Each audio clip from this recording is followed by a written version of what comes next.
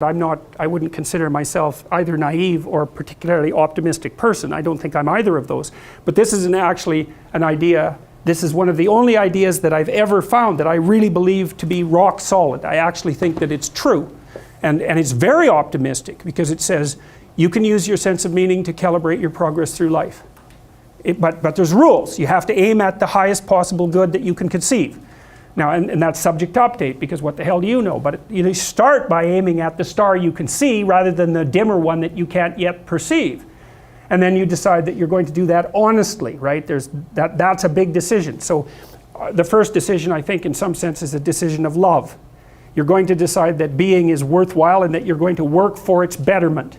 And that's a decision that's based on love. And the second decision is based on truth. Having made that decision, you're going to play a straight game. Having made those two decisions, I think that you can allow your sense of meaning to calibrate your pathway. And then what's so interesting is that you hit a state that's as close to paradisal as you're going to hit right away, because being engaged like that, it's better to be engaged in the solution of a complex problem than not to have a problem at all. And that's no different than saying it's better for there to be being than non-being, because being is a problem. And so if you want to have no problems, then you have no being. And you could say, well, being is so miserable that maybe that's the route we should take. And fair enough, but maybe you can have your cake and eat it too. You can have the damn problem. It can be a problem worth solving, and you can be so engaged in solving the problem that it justifies the fact that the problem exists. And then you get to have the problem and the solution at the same time, and maybe that's better than not having the problem at all. And I believe that, because one of the things I have seen, and I've seen this being so interesting when I've been lecturing to people, especially more recently, and this has also manifested itself on YouTube. I'm talking to people a lot about responsibility, and it's young men in particular that seem to be responding to that. And I think that's partly because I think that young women, in some sense, have their responsibility map already laid out for them. It's also less voluntary in some sense for women, because they have more complicated problems to solve in the first part of their life, right? Because they have to get the family problem solved. But whatever. I've been talking in a very delineated manner about responsibility, which is a strange thing to sell to people, but responsibility is what gives your life meaning. And so then you might say, well, then take on ultimate responsibility.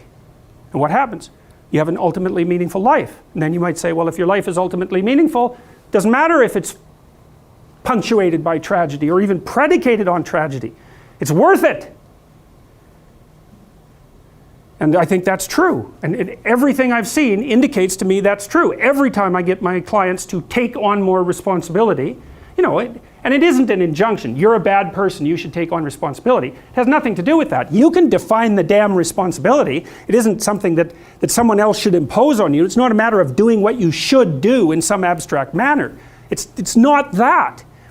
It's the choice of what game you're going to play. And you can play the game of the seeker, I would say, and if you play that game, then everyone wins. And it's the best game you can play. And so the answer, in some sense, to the tragedy of life, to the catastrophe of life, to the fall, is to adopt the responsibility of mortality that goes along with that, and to play that game maximally. And paradoxically, it's in the willingness to do that the solution emerges.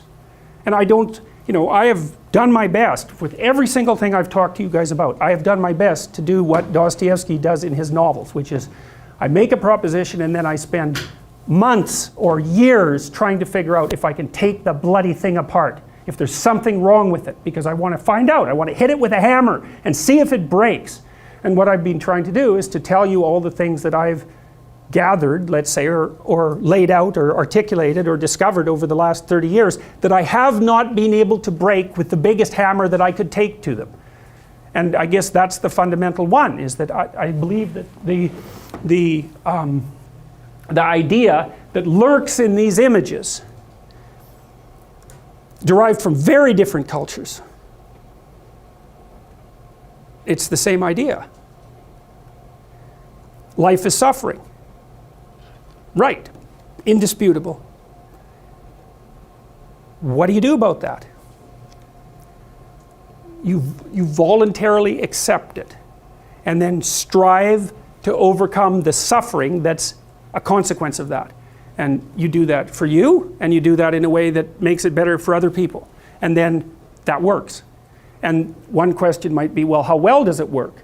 And the answer is, the only way that you can find out is by trying it. That's it. That's the existential element of it. The proof is to be derived by the incarnation of the attitude in your own life. No one can tell you how it will work for you. It's the thing that your destiny is to discover that. And you have to make the decisions to begin with. It's like, because you can't do this without commitment. You have to commit to it first. That's the act of faith that Kierkegaard was so insistent upon.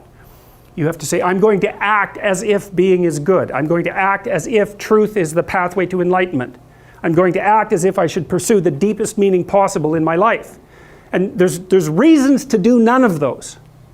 They're real reasons. So it's really a decision. But you can't find out what the consequence of the decision is unless you make the decision.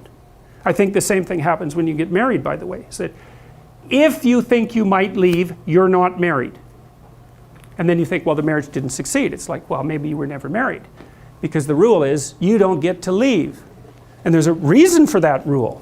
Now, I'm not saying that there aren't situations where there should be exceptions made for that. That's not the point. The point is that there's some games you don't get to play unless you're all in. And the other thing that's so interesting about being alive is that you're all in. No matter what you do, you're all in. This is going to kill you. So I think you might as well play the most magnificent game you can while you're waiting. Because do you have anything better to do? Really? Why not pick the best thing possible that you could do? Why not do that? Maybe you could justify your wretched existence to yourself that way. I think you could. That's what it looks like. You know, people find such meaning in the responsibilities they adopt. It stops making them ask questions about what life is for. If you have a newborn child, for example, like unless you're really in a bad way, psychotically depressed, or maybe your personality really needs some retooling, you stop thinking about anything but ensuring that that baby is doing well. And if someone comes along and asks you an existential question about your commitment to that, the right response is, why are you asking me such stupid questions when this is manifesting itself right in front of your eyes? Like, how blind can you be? That isn't a time for questions about the meaning of life. The answer is right in front of you. And if you can't see it, it's not because life has no meaning, it's because you're blind. I mean, that's what the image of the Virgin Mother and the child is all about. It's like, what's the answer to the meaning of life? Here's an answer. It's like, well, I'm going to criticize that. Well, go right ahead. You know, it's like what you're like a what do you call that? A termite gnawing on a temple. There's no utility in that sort of criticism. It's blindness. And it's the same thing with regards to the path of the hero. It's like it glistens in front of you and you can criticize it. It's like, fine. Put the cart before the horse and see how far you get. So I thought, to bring full closure to the class, I was trying to solve this terrible puzzle that confronted me and many other people about how it was that human beings got themselves in such a tangle about what they believed. Such a tangle that we were pointing the ultimate weapons of destruction at one another, which, by the way, we are still doing. And I thought, okay, well, I understand that. We need our belief systems. They orient us. And that means there will be conflict between belief systems, and that can be a catastrophe. And that's being played out everywhere, again, in very many ways. What's the solution to that? Well, one possibility is there's no solution. It's just mayhem all the way around. Could be the case. But it seemed to me, as I delved into it, that the proper solution to that was to live properly as an individual, because you're more powerful than you think. Way more powerful than you think. I mean, God only knows what you are in the final analysis. You're blind to your own weaknesses, but you're also blind to your own strengths. And so then I think, well, if you got your act together, it'd be better for you, and instantly it would be better for your family, assuming they wanted you to get your act together, and not everyone does, but And then it would be better for the community. It's like, how far could you take that? If you stopped wasting time, and if you stopped lying, and if you oriented yourself to the highest possible good that you could conceive of, and you committed to that, how much good could you do? Well, I would say, why don't you find out? So that's what I think you should do. You should find out. You don't have anything better to do. And there's nothing in it, as far as I've been able to tell, there's nothing in it but good. So maybe you could sort yourself out so that you wanted nothing but the good. And then maybe you could help make that manifest in the world. And maybe we wouldn't have all these terrible problems then. At least we'd have fewer of them, and that would be a start. So it's the answer to the problem of humanity is the integrity of the individual. That's the answer. So, and states that are predicated on that realization are healthy. So, and states that aren't are doomed to stagnation and catastrophic collapse. And personalities that are predicated on self-tyranny and the tyranny of others are doomed to collapse. So, and then you think, well, what's the barrier? And the barrier is, are you willing to accept the responsibility? And part of the answer to that is, reduce the damn responsibility until it's tolerable. You don't have to fix everything at once. You could just start by fixing the things that you could fix.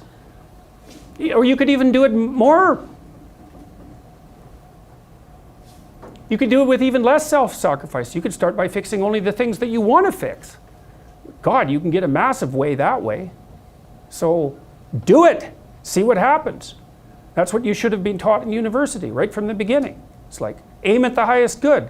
Tool yourself into something that can attain it. And go out there and manifest it in the world. And everything that comes your way will be a blessing. And so all you have to do is give up your resentment and your hatred. I know that's a hard thing to give up because you have plenty of reason for it. That's probably a good place to stop. So it was a pleasure.